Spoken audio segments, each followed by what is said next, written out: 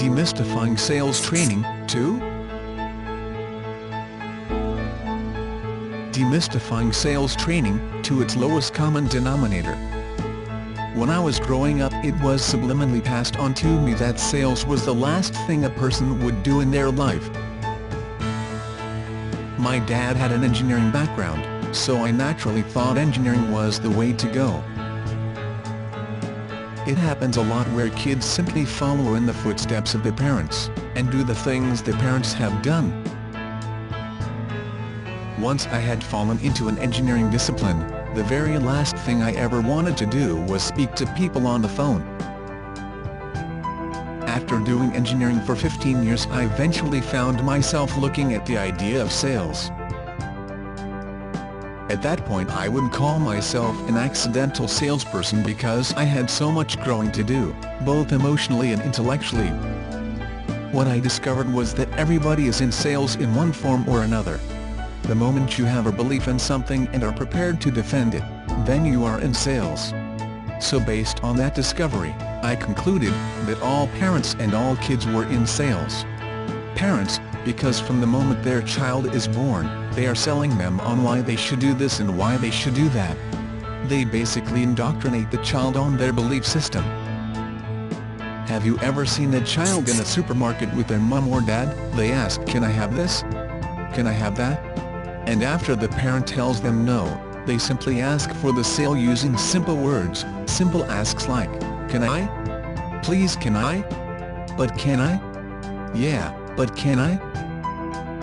All small business owners are in sales too, by the way. They are simply commission-only sales agents in disguise, meaning they get paid on what they produce. Once we can get our head around these fundamentals, it opens the door for the person who doesn't think they would be any good at sales to develop sales professional skill sets. I have heard it said many times that the highest paid people in the world are salespeople, and amazingly there is no real university education teaching it. When I first entered sales, one of the scary things was the concept of closing the sale.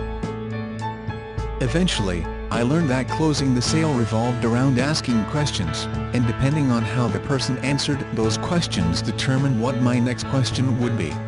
Most people think that sales is talking, and whilst you do have to talk, it is much more about listening and asking questions, with a sprinkle of explaining.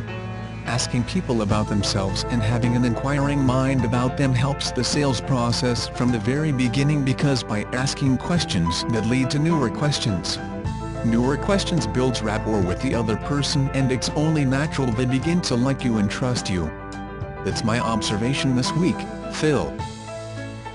P.S. If you have questions for Phil and Tom, you can leave them beneath this video and they will get back to you within 24 hours.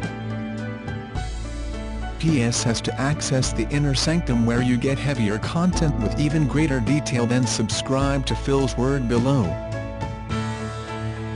philandtomplus.com/Phil's Word.